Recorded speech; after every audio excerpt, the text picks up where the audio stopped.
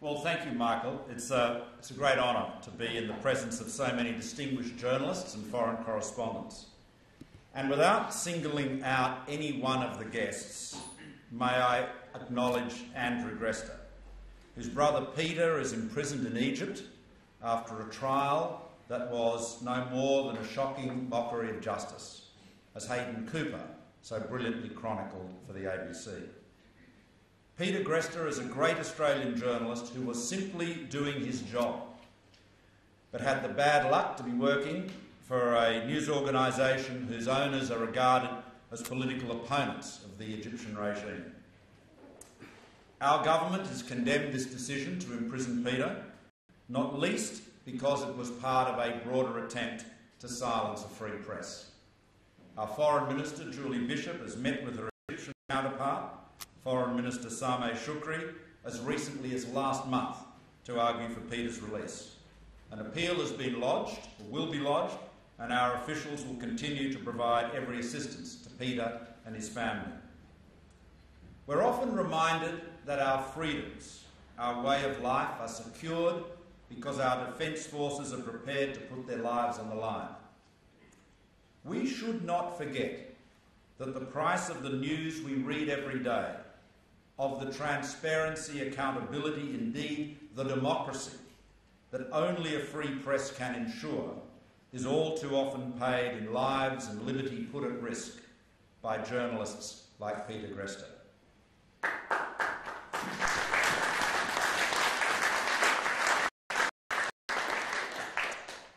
Now, ladies and gentlemen, in my youth, I was fascinated by journalism, by newspapers, radio and television. Not just because, like so many young men, I was easily bored and naturally attracted to anything that meant I did not need to concentrate on one topic for too long. The romance of news, the adventure, the power and influence were all intoxicating. I remember returning home from a hiking expedition in Tasmania in 1972 and spending a night in Melbourne, my very first. I remember going with my friends to Young and Jackson's to admire Chloe and drink beer in pints. And then late in the evening we went down to the Age building, still owned by an independent David Simon company and edited by Graham Perkin. And we lay on the footpath to feel the thunder of the presses as they shook the street, and a few hours the whole city as the news of the day roared out on a fleet of trucks. My great hero in those days was Harold Evans, the editor of the London Sunday Times. And of course his great hero, of whom he often spoke, was Nick Tomlin, the foreign correspondent killed by a Syrian missile during the Yom Kippur War in 1973. I first met Evans not long after that at the Cambridge Union in 1975. He was one of the guest speakers, and I'd spoken later from the floor in the debate. A little after my speech, I was handed a note on Sunday Times letterhead. "Come and see me in the Gray's Inn Road if you want to be a journalist." And it was signed by Harold Evans. It was a summons from God. When I met Evans the next morning, he urged me to drop my legal studies and concentrate on journalism. He was very persuasive, and he summed his argument up like this: if you become a lawyer, you will make much more money than you will as a journalist. But you will be bored out of your wits. You might become a judge. More boring still. Or, and at this point his voice dropped ominously, worse still, you could become a politician. He didn't need to elaborate on that dread prospect. My own efforts as a foreign correspondent were not distinguished, but I did have a few adventures. In 1974, my trusty Olivetti portable financed my travels through the United States, including a visit to Montgomery, Alabama. I was shocked to see that the flag of the United States was barely present, flown only from federal buildings like post offices. Everywhere else they flew the Confederate flag and the state flag of Alabama. It was like a different country. The governor was still George Wallace, and I managed to crash a press conference he was holding and then secure an interview with him. We canvassed his future plans, a possible joint ticket with Ronald Reagan, and the prospects of young Jimmy Carter. In his wheelchair, he still radiated a menacing strength as he told me that everything I had read about the South was wrong and everything was different in Alabama. So, when he proposed to appoint me a lieutenant colonel in the Alabama State Militia, I felt it wise not to decline. I was, you'll understand, a long way from home. Later, when I was at university at Oxford, I continued to work as a journalist, stringing for Packers ACP, including the Bulletin and the Women's Weekly. Harold Evans forgave me for going back to law school and gave me a job on the Sunday Times. In those days, the Australian media companies had a substantial presence in London. Packers Australian Consolidated Press not only had an office on Ludgate Circus at the end of Fleet Street, but their chief correspondent had a fine company house in the West End and a driver. And the Fairfax establishment was even grander, as I recall. Those were the days. Next door on Fleet Street was the Art Deco magnificence of the Daily Express building, immortalised in private eye as the Black Lubyanka, and the columns of the Daily Telegraph building built to convey a message, an unequivocal message of money and power, and of course still doing so, but now alas is the home of Goldman Sachs. The world of which I reminisce is not so long ago in years from us today, but a galaxy, or should I say an iPhone away, in so many other ways. In those days, an Australian abroad would find nothing about Australia in the local press, apart from the cricket scores, and then only if you were in a cricketing country. Australians at home learned about the rest of the world exclusively through the Australian media. Today, this is utterly changed. The internet and the smartphone mean that most people in the developed world, and soon most people in the whole world, will be able to connect with each other 24/7. Australians can read the Wall Street Journal or the New York Times as easily as they can read their local papers. Social media offers an avalanche of news. It seems that the modern warrior has a gun in one hand and a smartphone in the other, tweeting and Facebooking his opponents and often, as we have seen so appallingly this week, his own atrocities. It is a far cry from the world of Evelyn Waugh's scoop, when William Booth was sent off to Ishmaelia by Lord Copper of the Beast to cover what was hoped to be a war in Ishmaelia. What the British public wants, first, last and all the time, is news, said Lord Copper. Remember that the patriots are in the right and are going to win. The Beast stands by them four square, but they must win quickly. The British public has no interest in a war which drags on indecisively. A few sharp victories, some conspicuous acts of personal bravery on the Patriot side, and a colourful entry into the capital. That is the Beast policy for the war. We shall expect the first victory about the middle of July. Now, a recent feature on Indonesian's President-elect Joko Widodo, or Jokowi, by Fairfax correspondent Michael Bachelard, noted his favourite method for cutting down on corruption and exposing what's really going on in the bureaucracy was conducting what is known in Bahasa as Blukusan, the unannounced visit. At its most fundamental, that is also the job of the foreign correspondent, to be immersed in a foreign country, to speak to the elite certainly, but well beyond them, to test the official narrative and statistics against the lived experience, and to listen to those who would otherwise not be heard. The days of simply rewriting the local news are over. All of that is available instantly to your readers and editors back home. But getting access is especially hard for a foreign correspondent. Everywhere in the world, politics is local, and so is the media focus of the politicians.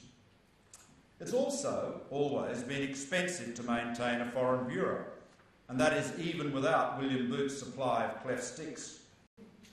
In an online world, the Fairfax correspondent in Washington or Tokyo is not just competing against a competitor from News Limited or the Wire Service. They're competing against every conceivable source of news, whether it is the New York Times, the FT, the Wall Street Journal, or the English-language online edition of the Asahi Shimbun. The New York Times averages 50 million unique visitors to its website each month, of which 17 million, or 34%, are outside the United States. The Guardian has 40 million unique users visit its website each month, and a staggering 2/3 of them are outside of the UK. In June, The Guardian had 1.8 million unique viewers come to its site in Australia, more than visited the Daily Telegraph site. The BBC had more than 1.6 million unique viewers in Australia, more than the Courier Mail. The Huffington Post was barely edged out by the Australian, with 1.3 unique viewers, and the New York Times had 731,000. It is a global struggle for the reader's attention. In the 1960s, the Herald and Weekly Times maintained 5 journalists in London, 3 in New York, full-time correspondents in Paris, Rome, Singapore and Rabat, plus shared correspondents in Johannesburg, Tokyo, Toronto and New Delhi.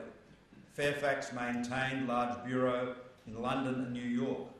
Such an extensive foreign presence would be unheard of for a newspaper group today. In recent years, the Australian has closed its bureau in Washington, New York, Los Angeles, London, Bangkok and New Zealand. It still has correspondents in Jakarta, Beijing, Tokyo, Jerusalem, and of course a very extensive network of correspondents to draw upon from the wider News Corp stable. Fairfax has correspondents in Washington, London, Beijing, Delhi, the Middle East, and has reinstated Lindsay Murdoch in Southeast Asia based in Bangkok. Over the years, it's pulled out of Wellington, Tokyo and New York. The Australian Financial Review no longer has a correspondent in Tokyo, our second largest trading partner. The ABC, I'm pleased to say, is the standout in this area, and so it should be, as our public broadcaster. As I've often said, the ABC, the public broadcaster, is more important than ever because of the constraints and pressures on the other great foundations of journalism, the great newspapers. The ABC has bureau in Washington, London, New Zealand, Jakarta, Beijing, Bangkok, Jerusalem, New Delhi, Tokyo, and stringers in many other locations. But all of it collectively is much diminished, as Michael said earlier, from what it was before. Now, some journalists and editors I've spoken to have mused whether foreign news is less important in the local media than it used to be. Not because Australians have lost interest in the rest of the world, that in fact has increased, but because there are so many other sources of foreign news available thanks to the internet. The vast volume of online news keeps us up to speed about what is happening anywhere and everywhere, but it does have limitations. There are places where the local media are not well informed and or not available online in English. Knowing what is going on in New York or London is easy. But what about Cairo or Aleppo, or closer to home, Hanoi, Taipei or Jakarta? It's noteworthy that the Australian no longer has a correspondent in London or New York, no doubt because it can rely on its sister publications in those centres, but it does keep a correspondent in Jakarta. And then there is context. What does news in a far-flung place mean for Australians? Of course, some of this context can be injected by seasoned and knowledgeable writers at home. The New York Times' Tom Friedman was one of the first to do this for the New York market, for the American market. And he has local counterparts like Greg Sheridan and Peter Harcher, who's here with us tonight, who are based in Australia but read very widely, have a lengthy list of foreign contacts and travel enough to keep those relationships and connections fresh. But there is one aspect of reporting on the rest of the world and putting information in an Australian context that I believe is underdone. And let me start with a little background. When I was first elected to Parliament nearly 10 years ago, one part of the policy debate I found quite striking was the lack of interest most policymakers in Canberra had in other countries' choices and outcomes. The same was largely true of the reporting of public policy in the press. Compare this to the business world, which has long necessarily been international, not just because of cross-border integration and the fact that so many businesses are global, but because we all appreciate that what works or sells in one market is very likely to work in another. These commonalities are more nuanced in public policy. Widely varying cultures, histories, and political and economic institutions are more influential. Nevertheless, the truth is that most policy challenges particular jurisdictions confront are not unique or unprecedented, whatever local politicians may say. Other policymakers have grappled with them, or with very similar issues, and over time have tried different approaches, yielding different results. The Australian media rarely reports how different countries have approached what are usually shared and very familiar issues that are topical in our country and also topical in others. And the little such reporting there was in the past has almost disappeared in the digital age. Think about the example of contemporary New Zealand. Now, New Zealand, I should say, is a country that I think, by and large, does most things more efficiently than Australia. My good friend, the New Zealand Prime Minister, John Key, explains this by saying, we simply don't have the money to waste that you do. He says, we don't have any choice to be efficient. We've got to be lean. Now, in the 80s and 90s, 1980s and 1990s, there was at least a modest but useful flow of information about the radical economic reforms that transformed New Zealand from the most rigid, regulated capitalist economy in our part of the world to the most open and free, and the political convulsions that followed. Earnest young economics writers, Michael Stutchbury, now editor of the AFR, is here tonight, Alan Mitchell and Ross Gittins, would periodically be dispatched across the ditch by their editors to report back from the front line of economic reform. Now, over the past decade, New Zealand has faced many of the same policy challenges and far stiffer economic headwinds than Australia, and has started from a much weaker position. Yet the Kiwis have managed to deliver a far superior record of economic performance and reform since the GFC than Australia has, particularly under Prime Minister John Key. Since 2009, New Zealand has managed to execute significant tax reform, increasing their GST to 15% to shift their revenue mix towards indirect taxes, broadening the base, lowering the rates of direct taxes on personal and company income. The New Zealand budget has shifted from a deficit of 9.2% of GDP 4 years ago, twice as much red ink as Wayne Swan ever managed, to a surplus this year. And although the worst deficit year was distorted by the Canterbury earthquakes, New Zealand's fiscal consolidation since the GFC, most of it coming from curtailing spending, is one of the most exemplary in the developed world. Economic growth is forecast to exceed growth in Australia next year. It will be overtaken by fears. Economic policy success in New Zealand has received only the most cursory coverage in Australia. An analysis by the Australian Parliament's Library found that from 2009, only 15 articles in major Australian newspapers explored tax reform in New Zealand, and almost half were opinion pieces written by think tanks or lobby groups. Now, turning to another example, one of my favourites, broadband policy.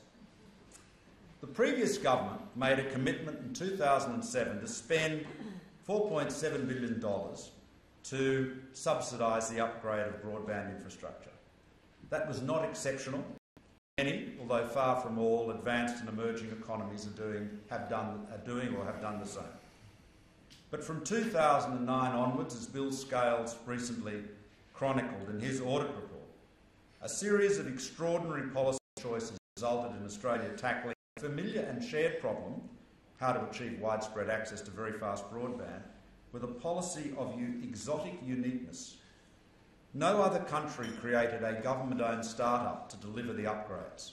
No other country is spending as much per premises for those upgrades. Most other countries are encouraging infrastructure-based competition rather than paying competitors with sunk costs to close down their fully functional networks. Broadband was, we were told, a vital issue at the last election. The Coalition had a comprehensive policy, which had been derived in large part from my research into what other countries were doing. In particular, I noted that considerable savings were made by not taking fibre into every premises, as the Labor government had planned. Our fibre to the node approach was ridiculed and attacked as unworkable, out of date, a technological absurdity. So if this was the big issue, surely the international experience was relevant. Surely any level of journalistic curiosity would have caused an editor to send a reporter to interview British Telecom or AT&T or Deutsche Telekom about their experience. After all, the Shadow Minister kept on saying that they were deploying a policy that the coalition was proposing. And so I issued a challenge to journalists in our major media organisations who do have the reporters and networks overseas to do the story justice, to do a comparison of what other countries were doing and what technologies were being deployed. You would think this would have been a relevant issue. In fact, it was the key issue on broadband. After 3 years of complaints, the only people actually to do an international comparison were not from the mainstream press at all. They were Phil Dobbie and Josh Taylor, who write for the industry publications Comms Day and ZDNet. It's a great example of the failure to analyse and report on comparable policy responses to common problems. If there was one thing that we should aim to see more of in our media and in our general debate, is a greater awareness of what is happening in the rest of the world. We should, at least intellectually, get out more. Now, there is an argument that in a world where everyone has access to social media and Google, that foreign correspondents are no longer needed, that it's a relic that no longer reflects the reality of how news is gathered or what the economics of media organisations will allow. There is an issue that many, many journalists, particularly the senior ones, have raised with me, and there is a tendency, they say, particularly among their younger colleagues, to rely on Google rather than forging their own contacts and wearing out their shoe leather. There seems to be a resistance, they tell me, to pick up the phone and actually talk to people as opposed to look it up on the net. Now, the world has changed, and it would be foolish to think that digital platforms are useless when it comes to news gathering. And there is something admirable in the trade craft that developed by generations of journalists who didn't source-check their stories via the net. The term that has arisen to describe the reliance on social media for reporting and the flood of news on social media is enormous, unmanageable, is accidental journalism. That term, accidental journalism, has never seemed so apt. In tough economic conditions, when consumers have access to a deluge of information, credibility for media organisations is more important than ever, not less. I'm reminded of that sardonic quip by Morley Safer, the veteran CBS correspondent, when he said, "I would trust citizen journalism as much as I would trust citizen surgery." And it's worth noting that while Australian news organisations are pulling back from maintaining foreign bureau, most of the journalists I've spoken to are genuinely surprised at how many still remain, even though there have been deeper cuts elsewhere in the business. It was the world-weary English journalist Thomas Fowler in The Quiet American who summed up why you can't always rely on a writer popping in and out of a foreign country to tell their stories. They say, he said, you come to Vietnam and you understand a lot in a few minutes, but the rest has got to be lived. On returning from China, where he worked for 6 years with Fairfax, John Garneau wrote a beautiful piece about his time there. Each night, John wrote, my head reeled with the implications of information absorbed but not fully digested. Where was China going? Was I doing justice to the story and getting the balance right? Grey hairs appeared, the skin under my eyes grew darker, and I found myself jolted wide awake, bathed in sweat, in the pre-dawn hours each morning. With every road trip and each deep interview, I discovered afresh how little I'd known before. We all as citizens depend on John and his colleagues getting these stories right. And that is why it is such an honour to be here among you tonight. Thank you very much.